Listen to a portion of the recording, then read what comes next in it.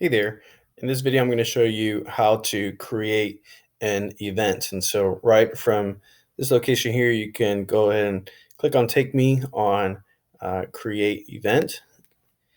And there's a lot of different items in here, but you're just going to go ahead and create an event. So title your event however you want. So I'm just going to generic new event. And here, if you have different categories, so maybe you want to make this a woman's category or a men's category. And that way you can actually break up your events into different categories or have your people searched in different ways. Tags is kind of the same thing. If people want to search, I wouldn't say necessary. It's important. Categories can definitely be useful. Tags, maybe not so much, especially when doing something for the church specifically. And then, of course, this section will publish this at the end. We're not going to do that now. And so basically, you're just going to fill in for every event. You're not going to use all these boxes, but definitely you want to put in your date. So when is your event going to take place? Again, you can leave it blank for one-day events, and so you can do that. Your short description, I recommend not using the short description. It's totally okay if you choose to. When you do put something in there, you can see where it displays. I don't like that it displays where it does, but you may like that. If you do, you can just put something small there, and you can do that.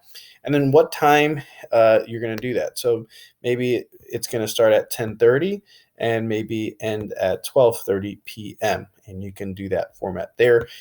Your venue. So let's say this one's going to happen at Dayspring Cypress Church. Maybe you want to put the address in there. You can leave the website blank. This would be something if you were going to do something for something external, if you wanted to send them somewhere externally. But in this case, you don't need to do that. And then the cost. Obviously, what's the cost for? Is there a cost? If there's no cost, just leave it blank.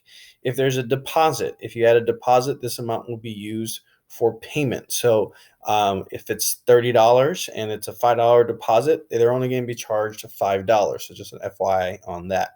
Organizer contact details, all of that is up to you if you want to add that information. Not every event needs that. And then registration form. And so if you want a registration form, you would go ahead and click that, and it'll allow a registration form, and I'll show you that at the end.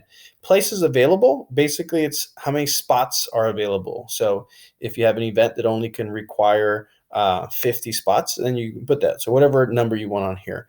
Maximum number of places per registration. And so me as someone registering for an event, maybe you only want me to have a max of 6 spots that I can do.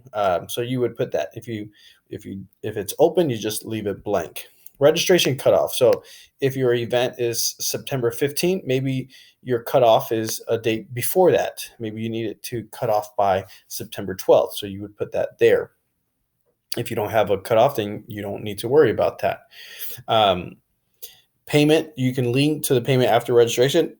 Again, if this event has a payment. If there's no payment option, then you can just leave that blank. In our case, our event is free.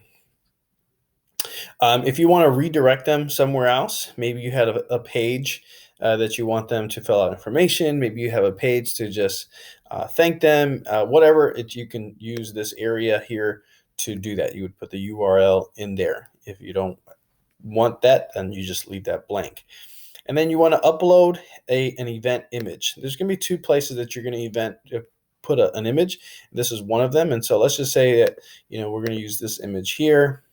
And then, is this a repeat event? If it's not, just keep that unchecked. This is the second place. You want to go ahead and put the same image in both spots. It's going to just be featured in 2 different places, and it just looks nicer when we do that.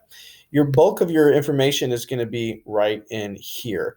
And so you want to go ahead and put the bulk of your information in here. So we're just going to just put some verbiage in here. You can skip all of this stuff and come down here. Your registration information is a confirmation message, will be, thanks for registering.